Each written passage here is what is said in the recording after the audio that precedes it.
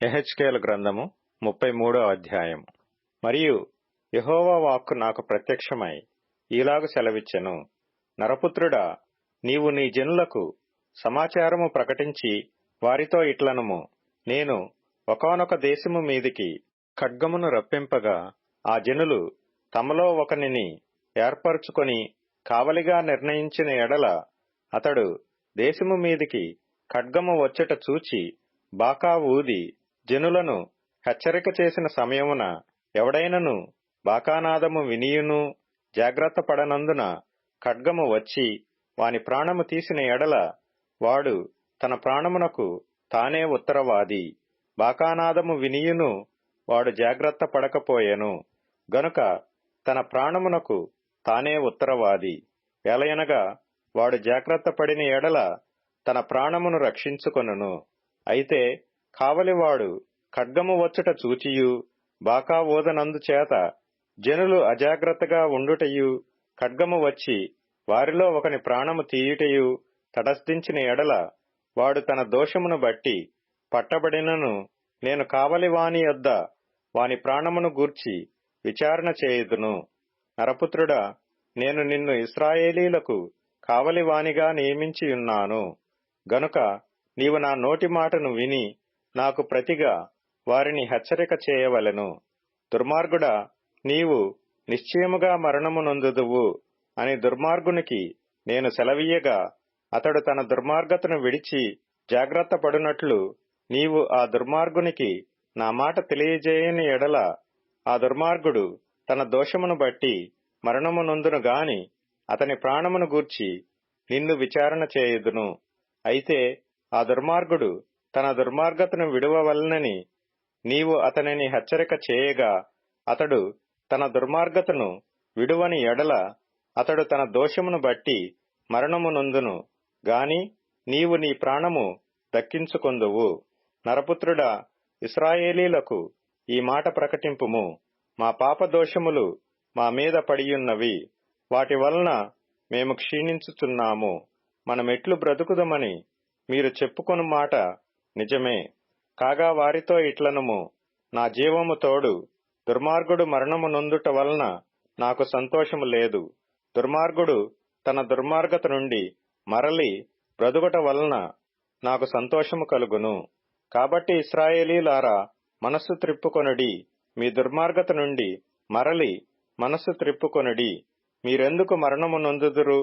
ఇదే ప్రభువకు యెహోవా వాక్కు.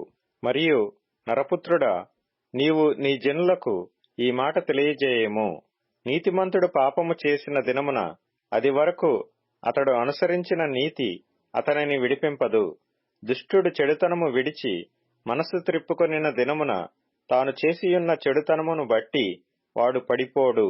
అలాగుననే నీతిమంతుడు పాపము చేసిన దినమున తన నీతిని బట్టి అతడు బ్రతుకజాలడు. నీతిమంతుడు నిజముగా బ్రతుకునని నేను చెప్పినందున అతడు తన నీతిని ఆధారము చేసుకొని పాపము చేసిన ఎడల అతని నీతి క్రియలన్నిటిలో ఏదియూ జ్ఞాపకమునకు తేబడదు. తాను చేసిన పాపమును బట్టి అతడు మరణము నొందును. మరియు నిజముగా మరణము నొందుదువని దుర్మార్గునికి నేను సెలవీయగా అతడు తన పాపము విడిచి నీతి న్యాయములను అనుసరించుచు కుదువ సొమ్మును మరలా అప్పగించుచు తాను దొంగిలిన దానిని మరలా ఇచ్చివేసి పాపము జరిగింపకయుండి జీవాధారములగు కట్టడలను అనుసరించిన ఎడల అతడు మరణము నొందక అవశ్యముగా బ్రతుకును.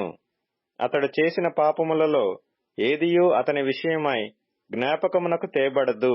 అతడు నీతి న్యాయములను అనుసరించెను గనుక నిశ్చయముగా అతడు బ్రతుకును. అయినను నీ జనులు యెహోవా మార్గము న్యాయము కాదని ఎనుకొందురు. అయితే వారి ప్రవర్తనయే గదా అన్యాయమైనది. నీతిమంతుడు తన నీతిని విడిచి పాపము చేసిన ఎడల ఆ పాపమును బట్టి అతడు మరణము నొందును. మరియు దుర్మార్గుడు తన దుర్మార్గతను విడిచి నీతి న్యాయములను అనుసరించిన ఎడల వాటిని బట్టి అతడు బ్రతుకును. యెహోవా మార్గము న్యాయము కాదని మీరనుకొనుచున్నారే. ఇశ్రాయేలీలారా, మీలో ఎవని ప్రవర్తనను బట్టి వానికి శిక్ష విధించెదను. మనము చెరలోనికి వచ్చిన 12వ సంవత్సరము 10వ నెల 5వ దినమున ఒకడు యెరూషలేములో నుండి తప్పించుకొని నా యొద్దకు వచ్చి పట్టణము కొల్లపెట్టబడెనని తెలియజేసెను. తప్పించుకొనినవాడు వచ్చిన వెనుకటి సాయంత్రమున యెహోవా హస్తము నా మీదికి వచ్చెను. ఉదయమున అతడు నా యొద్దకు రాక మునుపే యెహోవా నా నోరు తెరవగా పలుకుటకు నాకు శక్తి కలిగెను.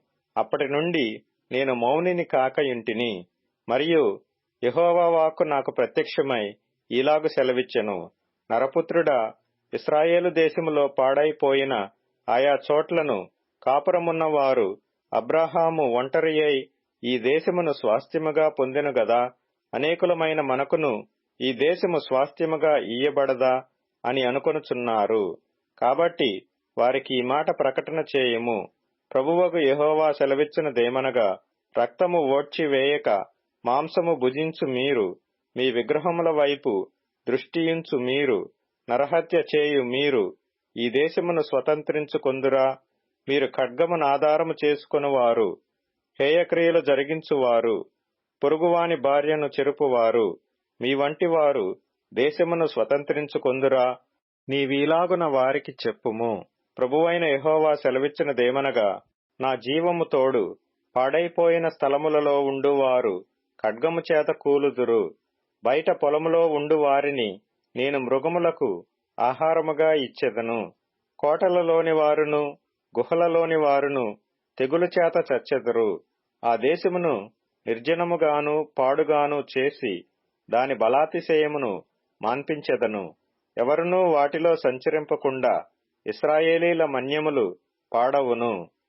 వారు చేసిన హేయక్రియలన్నిటిని బట్టి వారి దేశమును పాడుగాను నిర్జనముగాను నేను చేయగా నేనే యెహోవానై ఉన్నానని వారు తెలిసికొందురు. మరియు నరపుత్రుడా, నీ జనుల గోడ దగ్గరను ఇంటి ద్వారములందును నిలువబడి నిన్ను గూర్చి మాటలాడుదురు. ఒకరినొకరు చూచి, పోదము రండి, యెహోవా యొద్ద నుండి బయలుదేరు మాట ఎట్టిదో చూతము రండి అని చెప్పుకొనుచున్నారు.